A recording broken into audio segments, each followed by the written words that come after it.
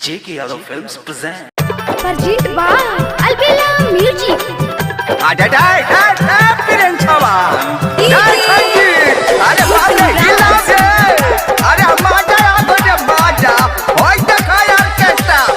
मुंडा बिगड़ल ही सुने के तोहरा गोला देना ढूके नथिया पर हे गई गोलना ढूके नथिया पर हे गई गोलना ढूके नथिया पर छौरा सबके मुडू बिगड़ल सूता के ले तो खटिया पर छौरा सबके मुडू बिगड़ल सूता के ले तो खटिया पर सुन सूता के ले तो खटिया पर हे गे सूता के ले तो खटिया पर अरे हमरो कतनी जोगै जोजनी अरे बाप हो बाप अरे माजा तो माजा हो गई DJ Gudurat.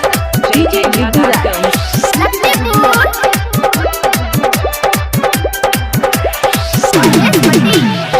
केतनो करबे आई के माई रख तो ये के करबटिया पर हे गे एक के गे करबटिया पर सुन ले एक के गे करबटिया पर छौरा सबके मुडू बिगड़लो सूता के ले तो खटिया पर हे गे छौरा सबके मुडू बिगड़ल सूता के ले तो खटिया पर सुन सूता के ले तो खटिया पर हे गे सूता के ले तो खटिया पर क्या बोला?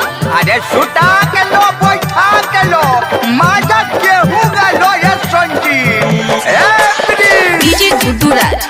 DJ Gudurat. J.K. Yadav Films.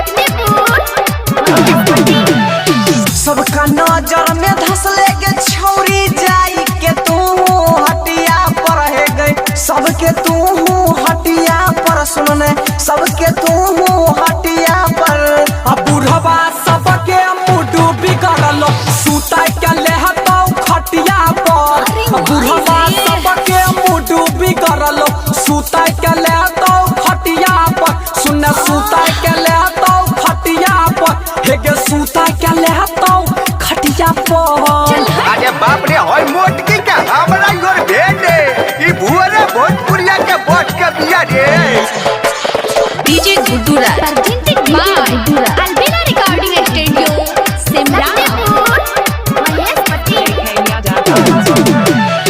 कहे छो सुने फिर सवा छौरा समझते है के बतिया पर हे गे समझता है के बतिया पर हे गे समझता है के बतिया पर जबनका सबके मुडू बिगड़ल सूता के ले तो खटिया पर छौरा सबके मुडू बिगड़ल सूता के ले तो खटिया पर हे गे सूता के ले तो खटिया पर सुन सूता के ले तो खटिया पर J.K. Yadav Films.